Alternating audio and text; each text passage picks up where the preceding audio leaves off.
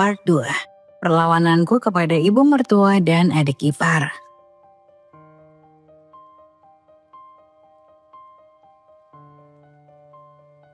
Yang sudah subscribe, semoga rezekinya lancar ya.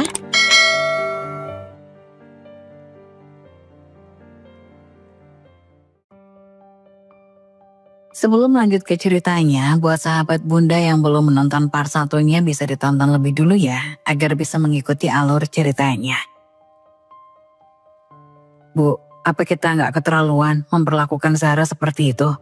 Tanya Mas Reza dengan suara berat. Ada nada ragu dalam suaranya. Seolah perasaan bersalah yang sudah lama ia pendam mulai keluar ke permukaan. Ibunya Bu Ningsih hanya mendengus sambil melipat tangan di dada. Reza, kamu gak usah mikirin wanita itu bisa nggak? Katanya dengan nada sinis. Seakan tak peduli sama sekali. Lagi pula apa sih kurangnya dari kamu sekarang? Kamu udah jadi manajer, punya rumah sendiri, dan yang paling penting istri barumu Karin orang kaya. Kamu harusnya bersyukur, bukan malah takut Zahra akan balas dendam. Tapi Mas Reza tidak merasa aman seperti yang diucapkan ibunya. Hatinya gelisah meskipun kini ia berada dalam posisi yang terlihat nyaman. Dia tahu di dalam hati bahwa semua ini sebenarnya adalah hasil dari campur tanganku. Tanpa aku, dia tidak akan menjadi manajer. Rumah yang kini mereka tinggali yang disangka Karin dan keluarganya sebagai rumah milik Reza sebenarnya adalah buah kerja keras aku yang selama ini aku sembunyikan kebenarannya. Reza sendiri memang tahu kebenaran ini dan semakin hari semakin sulit baginya untuk berpura-pura. Malam itu di rumah yang sekarang ditempati oleh Mas Reza dan Karin, serta ibu mertuaku dan Gita. Suasana terasa tegang meski tak ada perdebatan terbuka. Mas Reza tampak gelisah duduk di sofa dengan tangan tergenggam erat. Pikirannya dipenuhi bayang-bayangku. Bayangan itu tak mau hilang meski Bu Ningsih berusaha menenangkannya. Aku takut, Bu. Aku takut Zara benar-benar balas dendam. Dia bukan perempuan sembarangan, dia cerdas. Dia tahu setiap detik kelemahanku. Aku merasa semua ini bukan milikku, Bu. Semua yang kupunya sekarang bisa hilang kapan saja. Mas Reza akhirnya mengaku. Ibunya mendesak keras, tak sabar dengan ketakutan yang dianggapnya tidak berdasar itu. Reza, kamu harus kuat. Wanita seperti Zara itu gak ada apa-apanya dibanding Karin. Kamu sekarang punya istri yang sesuai kelasmu. Kita gak butuh lagi perempuan yang mandul dan gak bisa kasih cucu buat ibu. Bu Ningsih berkata dengan tegas mencoba meyakinkan anaknya agar berhenti berpikiran aneh-aneh. Di sudut lain, Reza menoleh ke arah Karin yang duduk tidak jauh darinya, sibuk dengan ponselnya. Seolah tak ada masalah dalam hidup mereka. Dia merasa semakin terjebak dalam skenario yang diciptakan oleh ibunya dan Karin. Mereka mungkin melihat Reza sebagai pria sukses, tapi di balik semua itu Reza tahu betul bahwa tanpa aku Reza bukanlah siapa-siapa. Sejak perceraianku dengan Mas Reza, aku memilih untuk tetap tenang dan tidak terburu-buru dalam mengambil tindakan. Meski rasa sakit dan penghinaan yang mereka timpakan kepadaku begitu besar, aku tahu bahwa balas dendam terbaik membutuhkan perencanaan yang matang.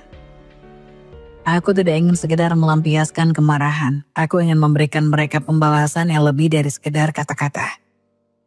Aku ingin membuat mereka merasakan apa yang pernah aku rasakan.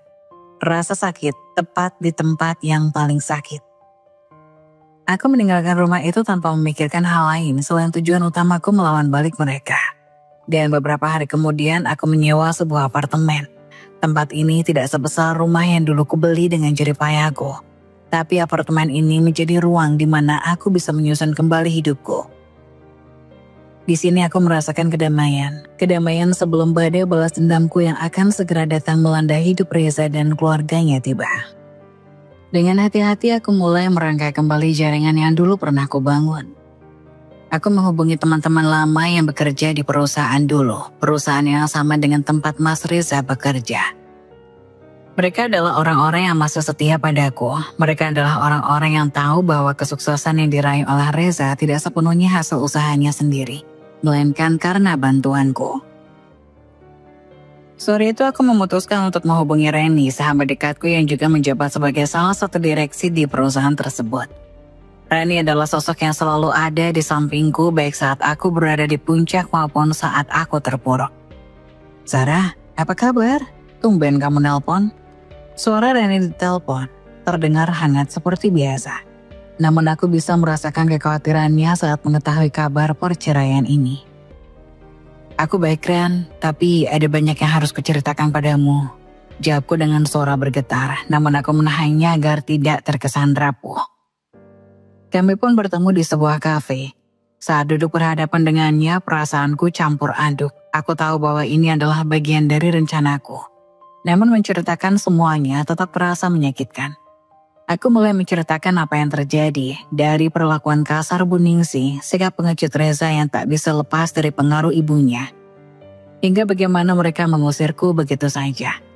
Saat sampai pada bagian tentang pernikahan Reza dengan Karin, aku bisa melihat ekspresi marah Reni berubah semakin tajam.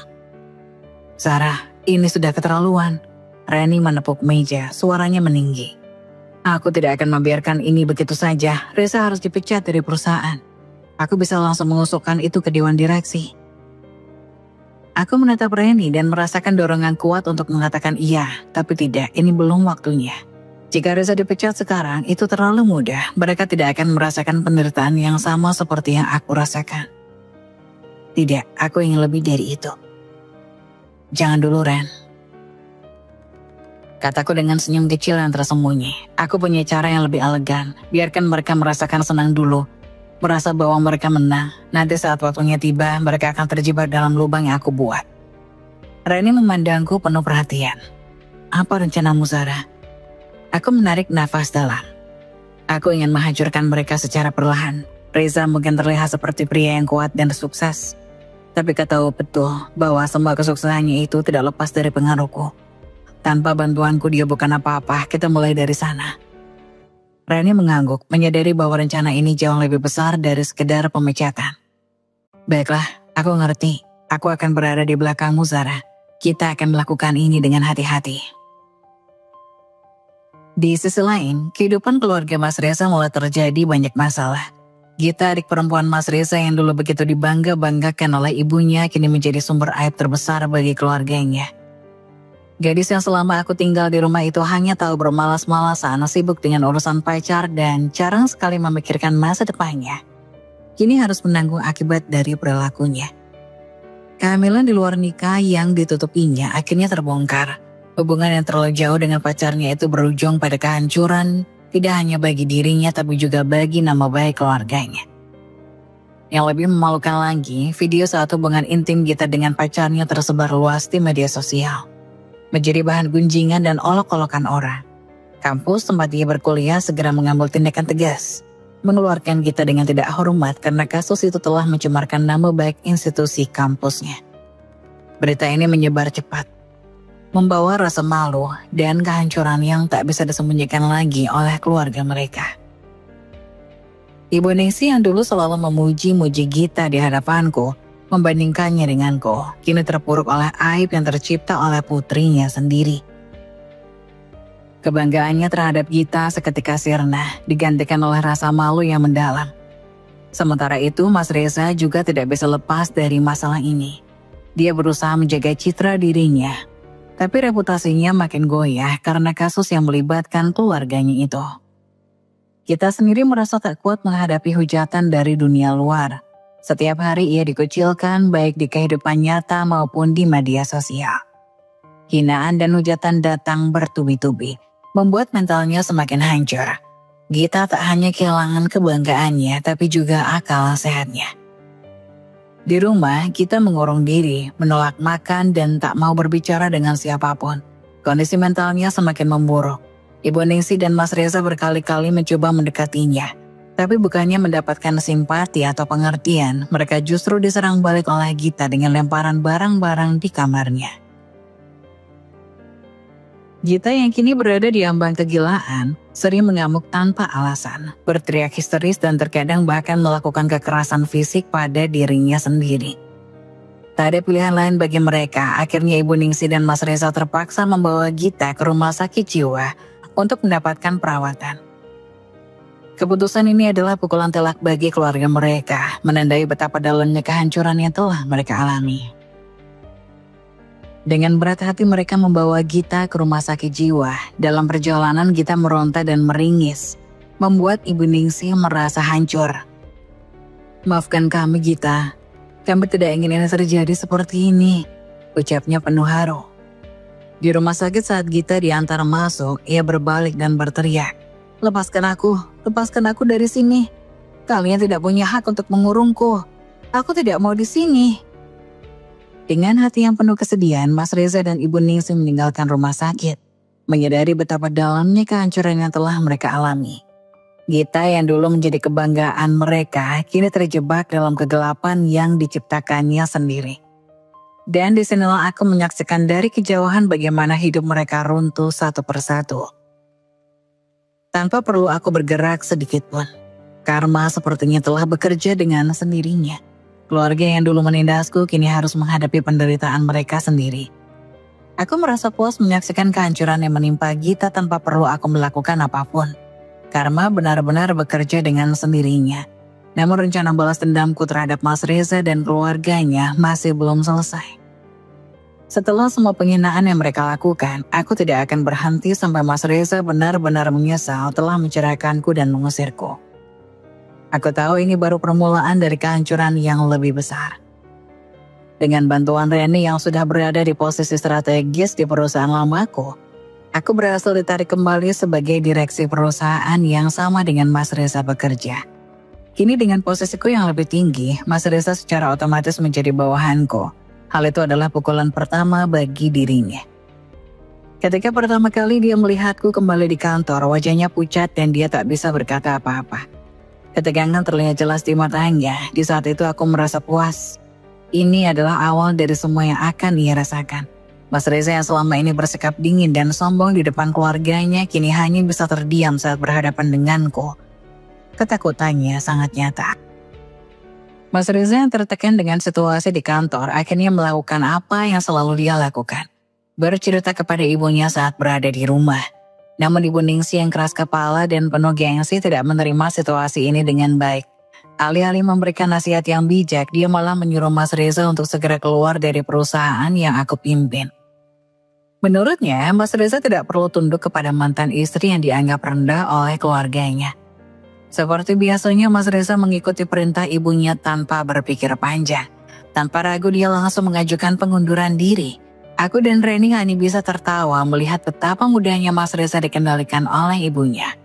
Seolah-olah dia masih bayi yang belum bisa mengambil keputusan sendiri.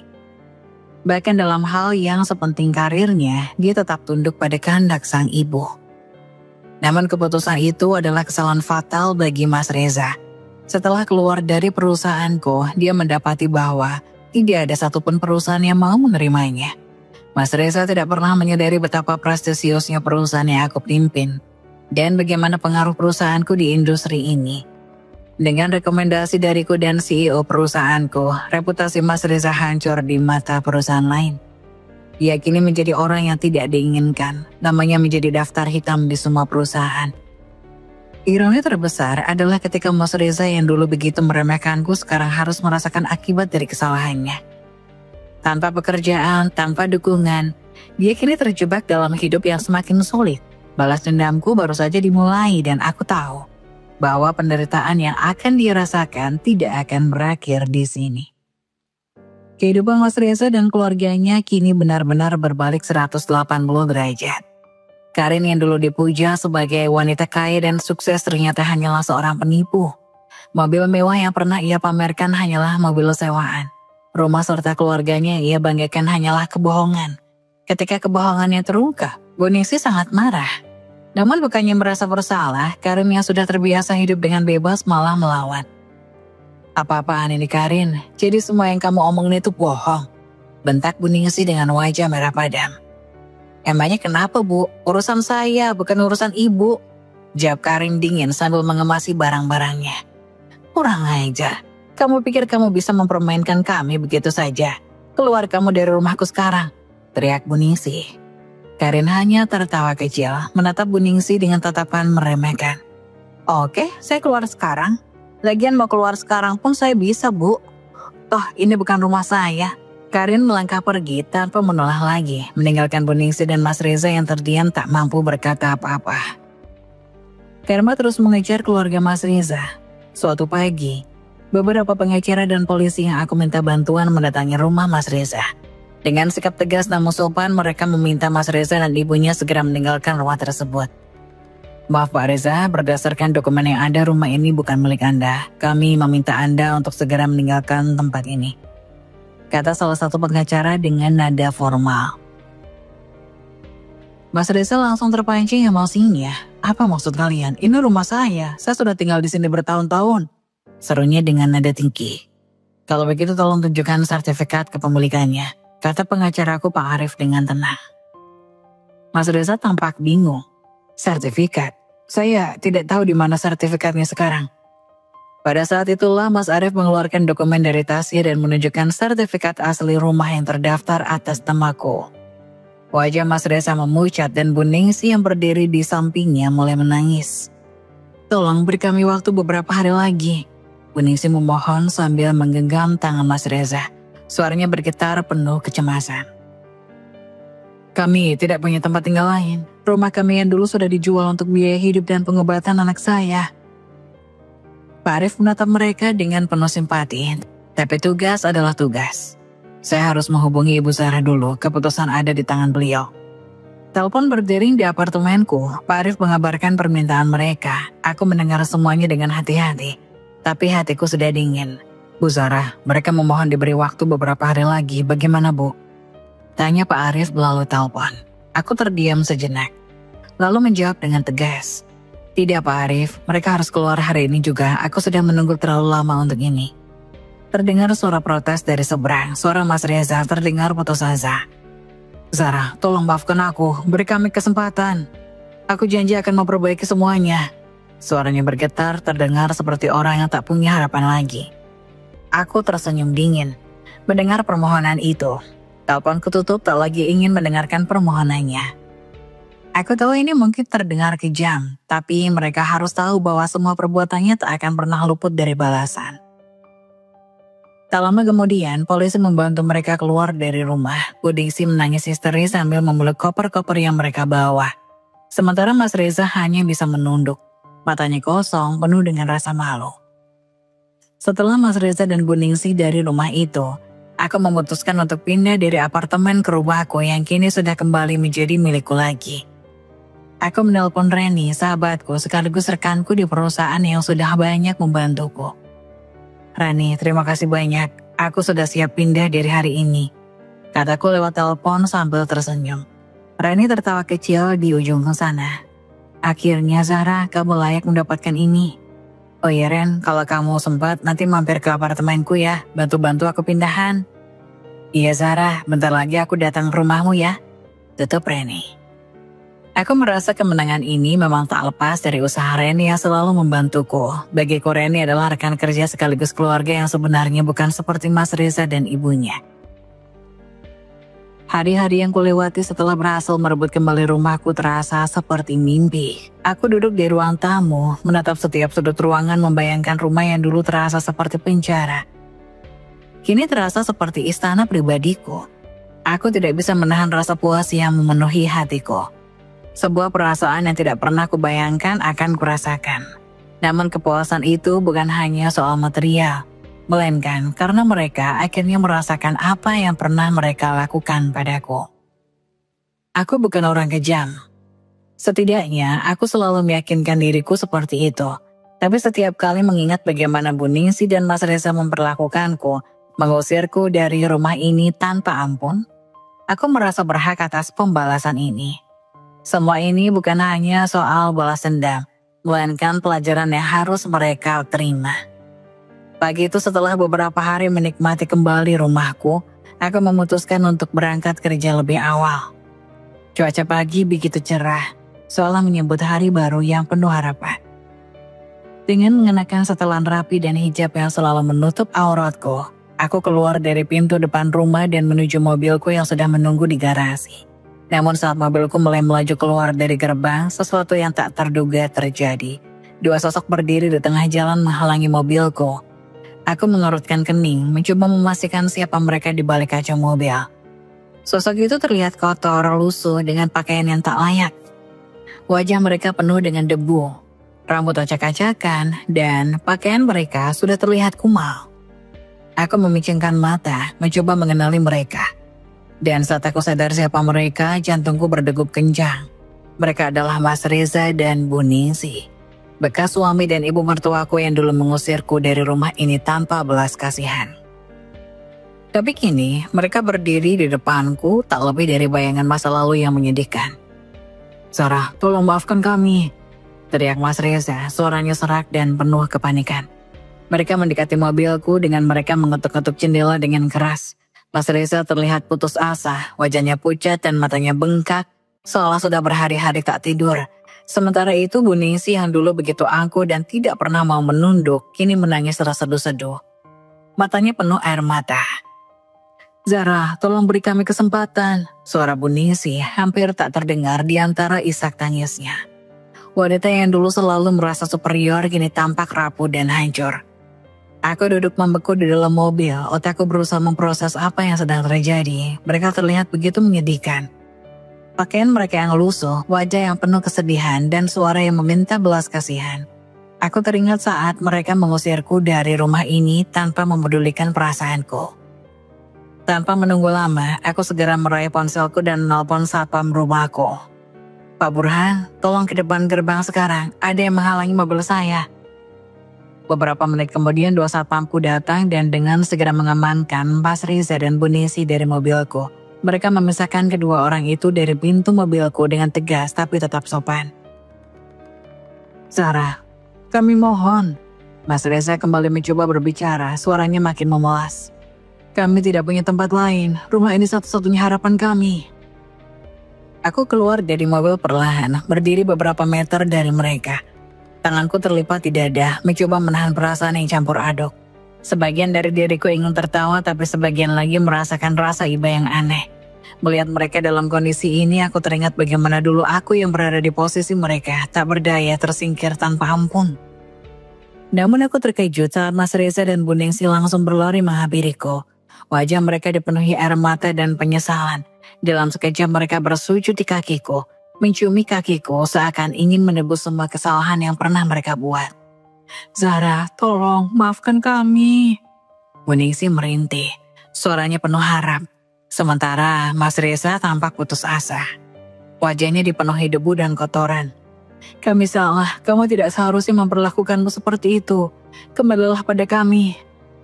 Namun mendengar permohonan mereka, aku merasa hatiku kembali bergetar, mengingat semua kenangan pahit yang membuatku tersakiti. Rasa sakit yang dulu terpendam muncul kembali, mengingat betapa Gita adiknya selalu melawanku di sekolah, betapa Bu Ningsih sering mencaci maki diriku, dan betapa Mas Reza yang terlalu bodoh untuk mengikuti semua perkataan ibunya. Semua itu membangkitkan emosiku yang terpendam. Aku tidak percaya pada orang sekejam kalian yang kini ingin kembali kepadaku tanpa rasa malu. Kataku dengan nada dingin. Kalian datang ke sini seolah-olah semua itu bisa terhapus dengan permohonan maaf ini. Hatiku sudah terlalu sakit untuk menerima kalian lagi. Dengan perasaan yang mengombang-ambing, aku merogoh saku dan mengeluarkan uang 1 juta rupiah. "Ini untuk kalian, tolong jangan ganggu aku lagi," ujarku dengan sinis, mengulurkan uang itu ke arah mereka. Mas Reza dan Bu Ningsih terkejut, wajah mereka beralih antara bingung dan marah. "Sarah, kami butuh lebih dari itu," Mas Reza hampir berteriak, tapi suara dan tangisannya hanya membuatku semakin tak peduli. "Reza, aku tidak peduli lagi punya suami yang kayak bayi sepertimu, selalu berada di bawah ketiak ibumu," lanjutku, suaraku ini semakin meninggi. "Dan kamu Ningsih, jadilah mertua yang bijak. Jangan anggap menantu yang tidak punya itu sebagai beban. Jadikanlah dia keluargamu." Tanpa menunggu jawaban dari mereka, aku kembali masuk ke mobil. Satpamku segera menyingkirkan mereka dari jalan dan aku bisa mendengar suara Bu Ningsih yang terus menangis, memohon di latar belakang. Mas Reza hanya diam seperti sudah kehilangan harapan. Melihat mereka masih bersimpuh di jalan, rasanya seperti melepaskan beban besar dari pundakku. Saat mobil mulai melaju meninggalkan mereka berdua, aku bisa melihat Mas Reza dan Bu Ningsih masih tergeletak di trotoar. Wajah mereka penuh penyesalan dan kesedihan. Di satu sisi mungkin bagi orang lain tindakan ini sangat kejam, namun aku tahu bahwa perlakuan mereka dulu jauh lebih kejam dari yang aku lakukan sekarang. Kepuasan itu bukan hanya karena aku telah berhasil menegakkan harga diriku, tapi juga karena aku ingin menunjukkan kepada mereka bahwa aku bisa sukses tanpa mereka. Aku telah membuktikan bahwa aku bisa berjuang sendiri dan meraih apa yang selama ini mereka anggap tidak mungkin untukku. Meninggalkan mereka dalam ingatan yang menyakitkan. Dalam perjalanan hatiku berdebar-debar. Meski ada rasa puas, ada pula rasa kosong yang menggelayut di dalam dada. Apakah benar ini yang aku inginkan? Menghancurkan orang yang pernah menjadi bagian dari hidupku. Mungkin inilah jalan yang harus kutempuh untuk bisa melanjutkan hidup. Dan dalam perjalanan pulang, aku berjanji pada diriku sendiri. Aku tidak akan membiarkan masa lalu mendikte masa depanku. Aku adalah Zara yang baru, seseorang yang kuat dan tidak akan lagi menjadi korban dari siapapun termasuk mereka. Mobilku melaju perlahan meninggalkan mereka di pinggir jalan. Hanya membawa koper kecil dan beban penyesalan yang menghancurkan. Saat mobil semakin menjauh, aku menoleh ke belakang melihat mereka berdua duduk di trotoar lemah tak berdaya. Aku mendesah panjang, meski hati ini tak sepenuhnya bahagia, aku tahu bahwa ini adalah jalan yang harus kuambil. Mereka perlu merasakan apa yang dulu pernah mereka lakukan padaku, dan sekarang mereka sudah merasakannya.